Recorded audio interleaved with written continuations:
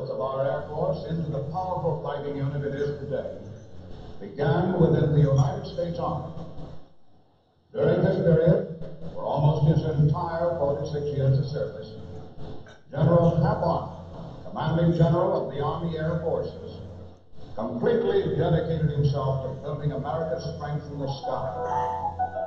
Henry Harley Arnold was a pioneer airman whose life of aviation and service coincided with the early development and growth of the U.S. Air Force. Hap, as he came to be known, was a graduate of West Point in 1907.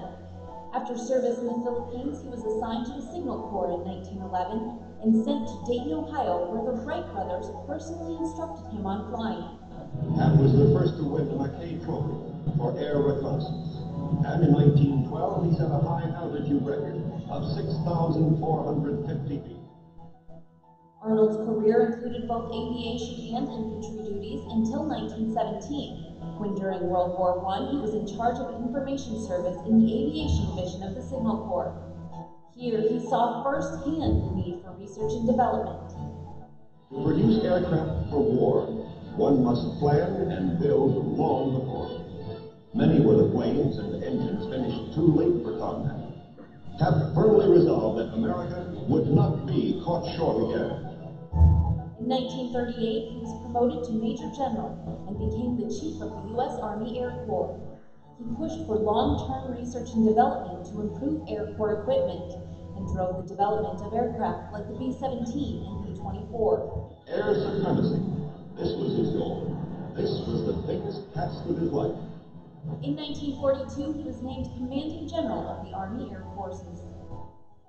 Arnold accompanied President Franklin Roosevelt to the Tehran Conference, where key Allied leaders met to discuss strategies during World War II. General Arnold retired from the service in 1946, after earning honors including 3 Distinguished Service Crosses, the Distinguished Flying Cross, Air Medal, and even decorations from foreign countries. In 1949, Arnold was appointed the first General of the Air Force, 5 stars by the U.S. Congress.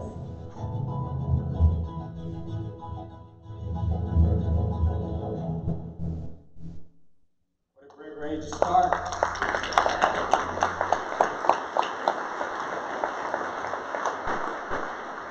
Are you all ready? All right.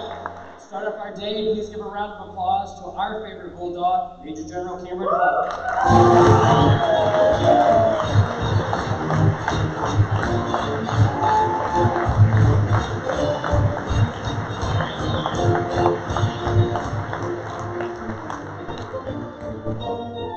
Ladies and gentlemen, let me be the first to welcome you to the 2019 Air Force Contracting Worldwide Training Summit.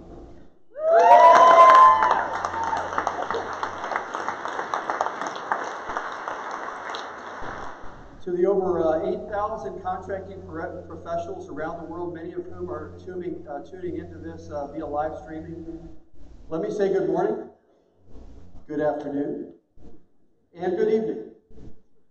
For those airmen that we have that are contingency contracting officers that are in harm's way right now, that are potentially on the battlefield, let me talk to you for just a second, directly to you. Look, we're going to be showing you guys a lot of cool stuff this week. You're going to want to tune in. But do me a favor. If you hear the incoming siren, get your butt in the stinking bunker, please. Right? We'll be right here when you get back. I promise. No big deal. You won't miss a thing. We'll record some of this for you, so you'll get an opportunity to see it again. So this is the first worldwide contracting training summit of its kind in close to a decade. It's amazing how fast the time goes by. But I, for one, can feel the energy in the room. Can you guys feel the energy here? I can feel it.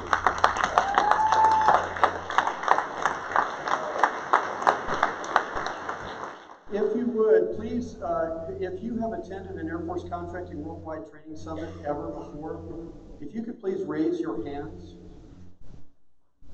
Oh, wow, even more than I thought. For those of you who have not, and for those of you who are in the room here, the over 600 contracting professionals here in the room that are lucky enough to be here real time. Let me tell you a little bit about the significance of this event. This is something you'll remember for the rest of your career. And I will tell you, take advantage of it. We have time scheduled in the breaks at night for you to get to know other folks in our Air Force contracting family. And it is time to bring our Air Force contracting family back together again. Because, ladies and gentlemen, we have some very serious work to do, and we don't have a lot of time to do it. And so please don't just stay in your comfortable stovepipes. Get out and get to know other people across our Air Force contracting family, please. I'll also tell you the significance of this event from our Air Force leaders' perspective. Certainly Dr. Roper has been a fantastic leader for us and been very supportive of everything that we've been trying to do for him and for the Air Force and Air Force contracting. But also, for a conference of this size, you might know there's still a lot of scrutiny on conferences. There's still a lot of concern over the value of them. I, for one, think they're invaluable, especially for what we do as a community. But I had to go brief the Undersecretary of the Air Force myself, and frankly, the Secretary and the Undersecretary are under pressure not to approve large conferences. And I got into this room, and there were 4 conferences that came up before ours. And with all the hard work that our folks had been doing to set this up, I was really concerned. Because in the first 4, they were just cutting them and slashing them. And it was like, wow. I was really getting worried that I was going to have to go back to my community and say, guys, I just couldn't get there. But when I briefed mission-focused business leadership to our Undersecretary of the Air Force, you know what he did? He sat there at the table and he talked to his staff and he said, when are there more restrictive rules coming out on conferences? 2 weeks, sir. No, let's delay that till after the contracting conference. Good for him. And then he said, beyond that, as the staff was trying to say, well, maybe we just chop it in half. And I said, hey, sir, we'll try to save money any way we can. But if we can't get below the squadron level, and we can't include our civilians and our officers in our enlisted, then I'd rather just not do it. And then what he told his staff is, let's write this up as a reform initiative. A reform initiative. And the reason for saying that is because he believes that mission-focused business leadership is not just about a conference that costs money. It's about an investment. It's an investment in our Air Force that is going to pay back in return on investment that's astronomically high. And that's what he believes. That's what our senior leaders believe of what you do. And I frankly agree with him. So, if I could, if you were like in a Best Buy uniform or anybody that helped organize this event, could you please rise and be recognized? This is very hard work to pull off.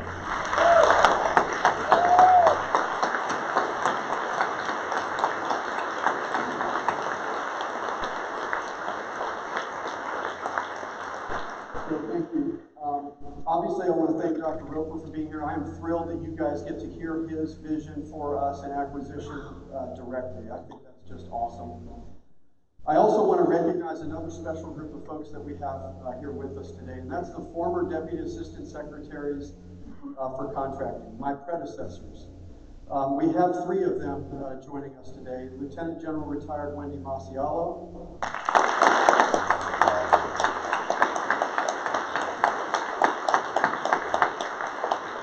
Mr. Charlie Williams.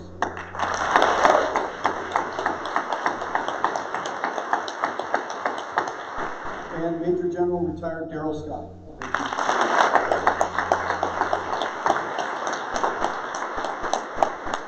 I could tell you, I could go on for the rest of my time here about the things that these folks led for our career field, that I will tell you right now, if they were not true of us now because of their leadership, there is no way we can be talking about mission-focused business leadership and taking this to the next level. I'll just tell you that for sure. So I personally want to thank you all for your leadership. We are standing on your shoulders and we are in the debt. So thank you.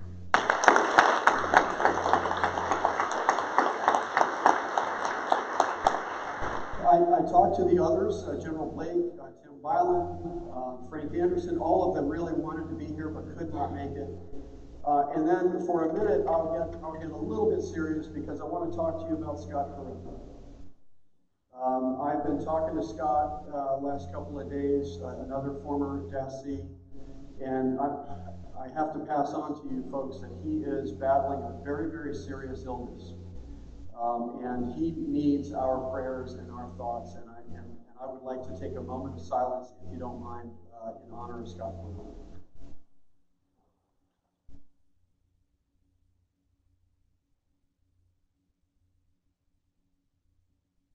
Thank you. Scott, we're thinking about you.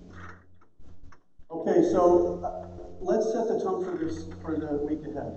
I want to tell you two important things. I want to tell you the why, and I want to tell you the what of what we're about to embark on. And this is just an incredible time for us. But the why has to do with our national defense strategy. And I hope to be able to connect the dots for you on what you do and how it actually supports our national defense strategy. Because there is a direct relationship, not an indirect one, not a supporting one. Secretary Mattis was really genius in bringing to us this national defense strategy. How many of you have read it? Okay, thank you. And for those of you who haven't, what I would tell you is read it. And if you can, please read the classified version of it. What it commends to us is that we have to realize that we have returned to an era of great power competition. And getting to a more lethal force through readiness and through modernization is absolutely critical to us getting ahead.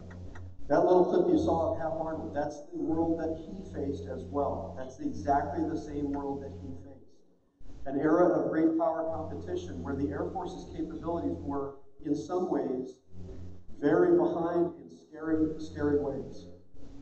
And that is the reality that we face. In fact, when I first took this job, I actually asked the intel community for help, and the Joint Staff for help, and through the RCO, they put together a threat briefing for me. And that threat briefing I am bringing out in town halls to every man, woman, and child and Air Force contractor in a classified setting to tell you to respect our community enough to tell you the why before I tell you the what. And I don't know that we've done that enough. And frankly, I think we need to respect our people to do that, to tell them why. Because, ladies and gentlemen, this is about our kids. That's why I'm still in uniform. And I will tell you, I can't share, obviously, the threat briefing, but what I can share is we took the joint force capabilities, 14 joint force capabilities, and we took 6 of them that the Air Force contributes to that fight. And we looked at how are we doing against China and Russia at the beginning of the Future Years Defense Plan right now, and how are we doing at the end of that funded Future Years Defense Plan. And without boring you with the details, I'm telling you, we are behind in some very scary ways right now, and our plan is to be further behind. I will not let that stand, and neither should you.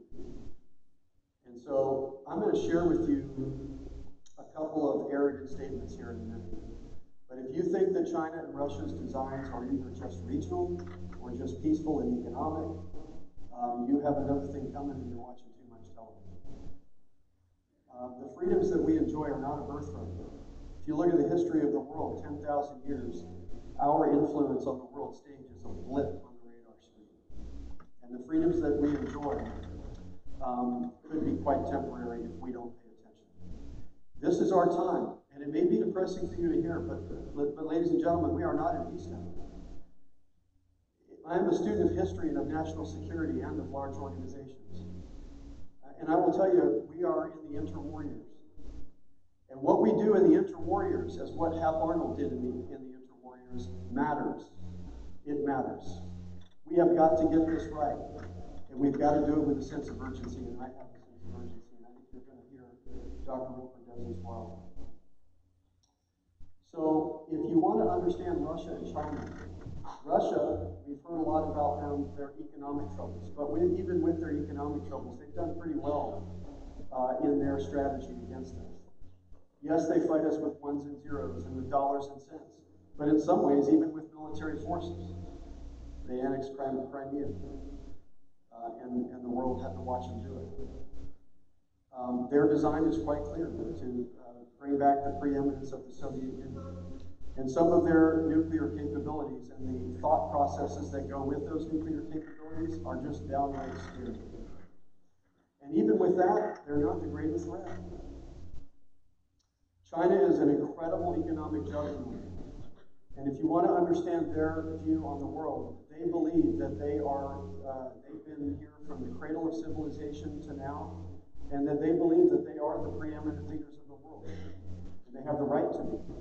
In fact, in their region, they believe that other governments govern with their permission only. When they think about their 9-line strategy, they don't adhere to our Western view of borders and sovereignty established by the Treaty of Westphalia. They don't adhere to the international law of the sea. You see them building up on military capabilities on reefs, kind of like fixed aircraft carriers, right? The One Belt, One Road initiative. It's an economic initiative, right? Not so much. Well, yes, and some other things. And so as they look at that, as we look at the map of the world with the borders that we look at, they have a Chinese phrase for that map, and it's called the map of national humiliation. That's what it translates to. So if you look from China's perspective, we look at a map, north is up and south is down. If you want to look from China's perspective, take the map and turn it upside down and look from China south. And then place an American flag wherever America has influence around that sphere. And you will see what they believe they face, from South Korea to Japan to Indonesia and Malaysia to India and the East China Sea. They believe they're surrounded. And they're pushing us out. And their designs, as I said, are not altruistic. And their capabilities are formidable. So let me get to the arrogant statements that I'm going to make. And I admit these are a little bit arrogant. I get it.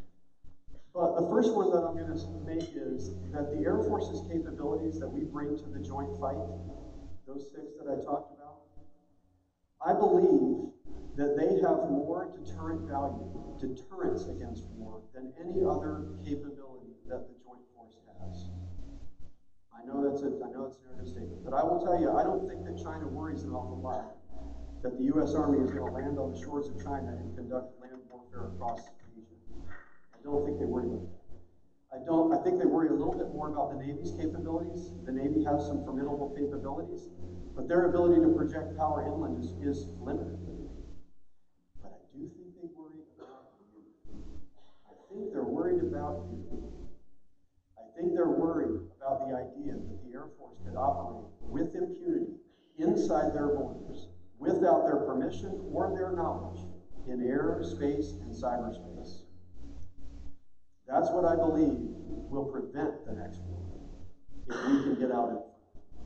And the time is right now for us to do that. The second arrogant statement is this. The National Defense Strategy, when I read it, I think it's all about acquisition. That's me personally. I think it's about who wins the acquisition race, us or them. Our kids or theirs.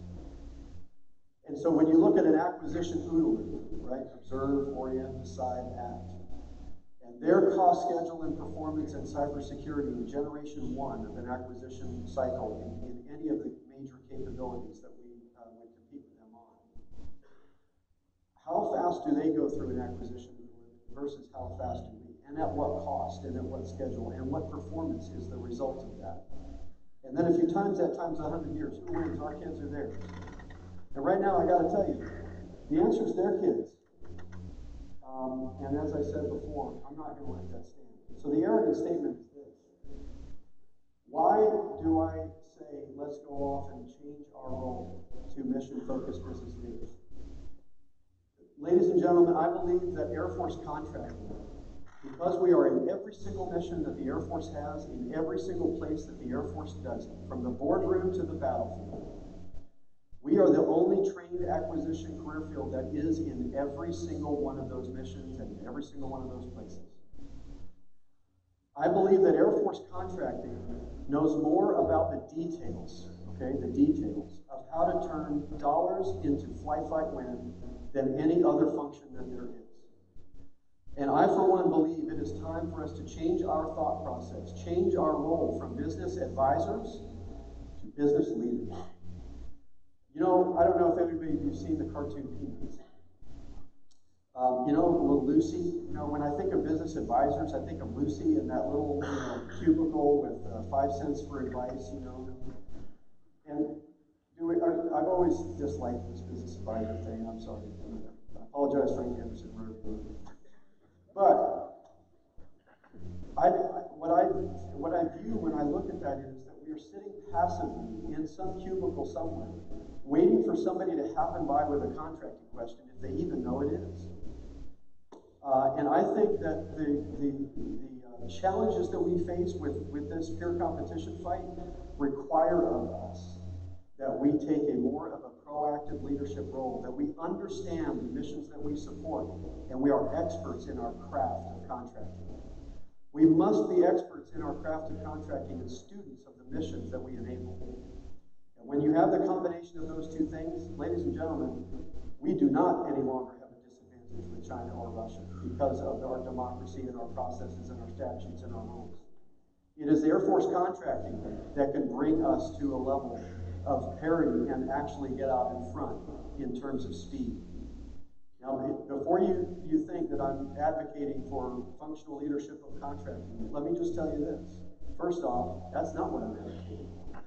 We support commanders and we support program executive officers, and I'm not apologetic about that. And the changes that we are going to lead, ladies and gentlemen, the disruptive nature of the improvements that you are going to lead through mission-focused business leadership, you will not get the credit for it. I'm just going to tell you right here from the stage, you're not going to get the credit. Do not seek the credit. The credit will go to those commanders, to those program executive officers, and that is absolutely fine. But you and I will know who disrupted that FIDA equation, who tilted the balance in America's favor, who said, yes, we can, not no, we can't. You see, you can have a surface level knowledge of contracting and find 17 reasons why you can't do something. Very simple to do. You can sound like you know contract because you can use some terms. That's very simple. A lot of people do it. Or you can invest yourself in becoming an expert and becoming a contracting ninja. And you can find the one way that we can do it. And that's what all of us need to be. So invest yourselves in becoming an expert first, and then understand the mission that you're supporting. So mission focus, what's that all about? I said we need to become experts in contracting the students of the missions we enable. I'll tell you a really quick story about that.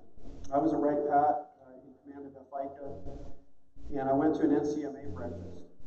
And before the breakfast, we were just kind of chatting with folks, and this first lieutenant was there in contracting, and I thought, oh, cool, I'll introduce myself. How are you?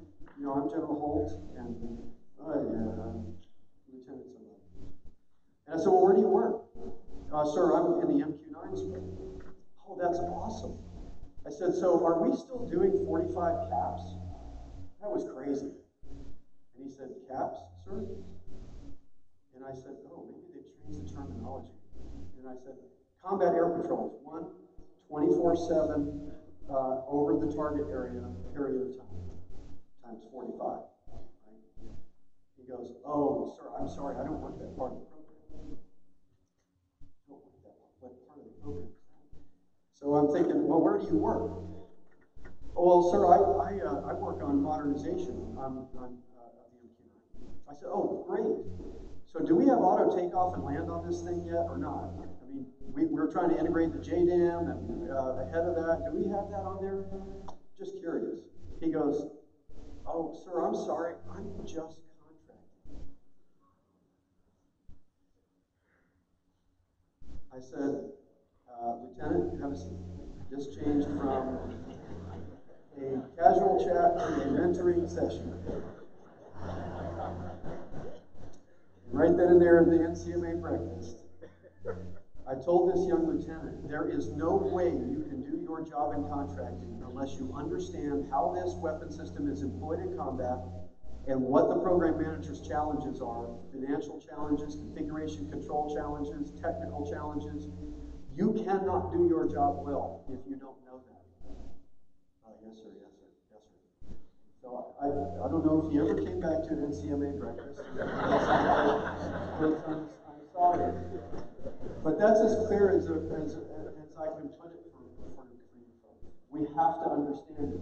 But it is a thing of beauty. When you see an unlimited warrant holder that understands the mission and is an expert in the contracting and knows those proposals better than the companies know them, it is a thing of beauty to watch, ladies and gentlemen. And that is direct support of that national defense strategy. I am mindful that what we're embarking on is a culture change. It really is. It is different than the past, and I acknowledge that. But I will tell you, over time, as your compatriots have trouble getting this cultural change down, be patient with them. They're valuable people too, right? I don't like this term, the frozen middle. We need them too. We need the main body of the workforce if we're going to beat China and Russia. That's who we need. We need everybody. So be patient with that. However, I would also submit to you that this culture that we're headed towards is not new. In fact, this is why the theme of this conference is Hap Arnold. Hap Arnold, I would submit to you, was the original mission-focused business leader. We're going to have Dr. Torino come up and talk to us about that in more detail. But he was.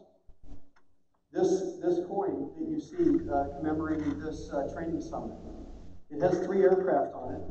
And you don't have to agree with me. These are just my reminders, okay? And I'm forcing it on all of you. But there's 3 aircraft up there, the P-40, and it's a pig of an aircraft. And then the B-25 Mitchell down below, and then my beloved F-22. So the P-40 is a reminder.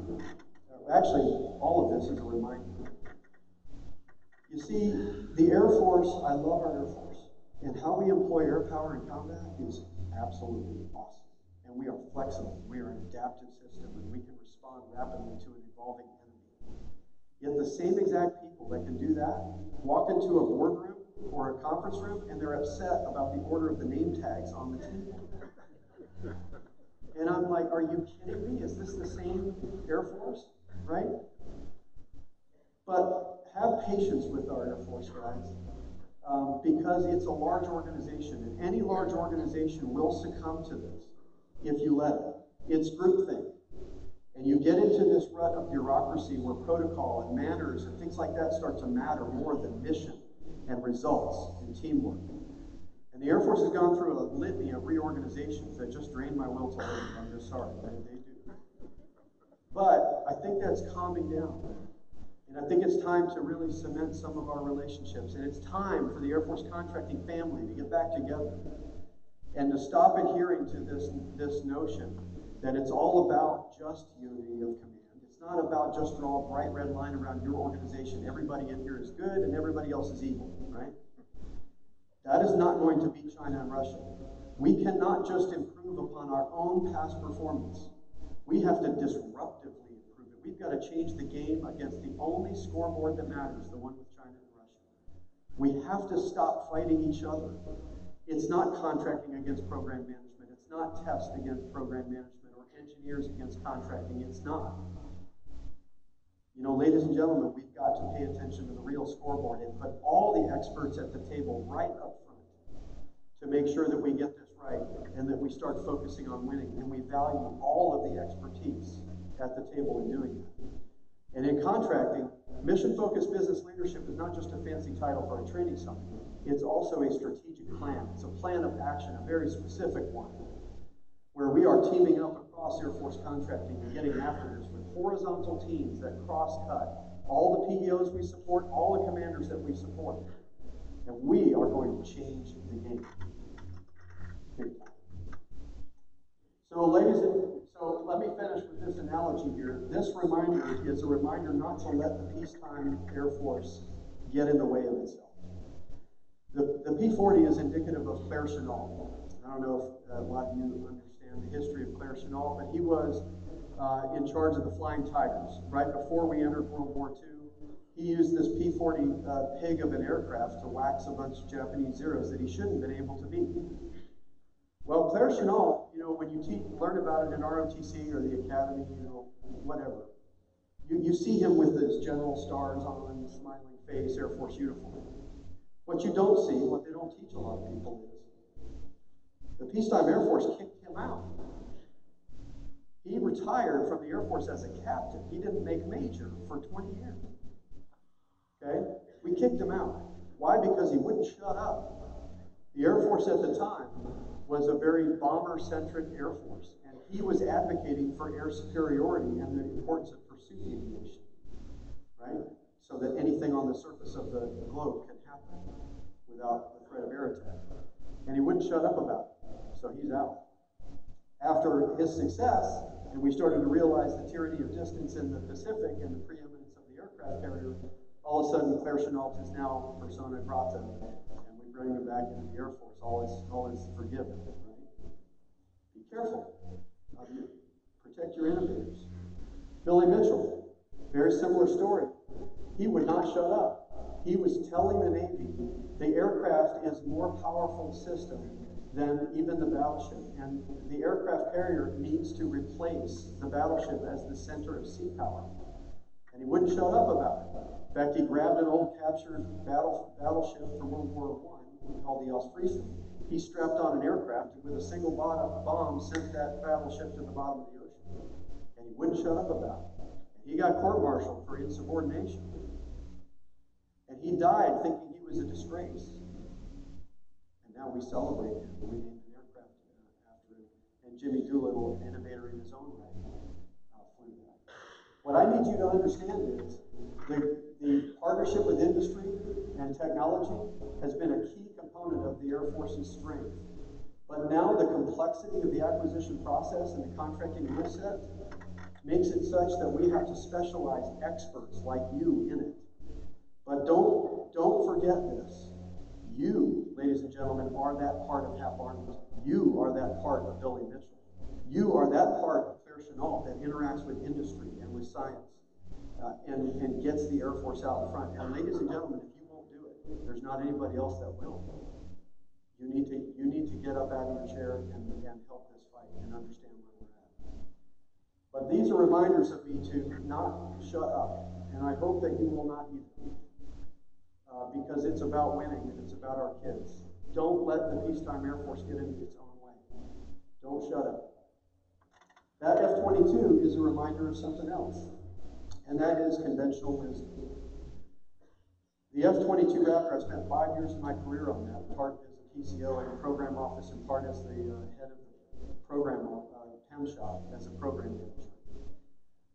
And I will tell you, quite honestly, the F-22 as an acquisition program broke every rule there is to break.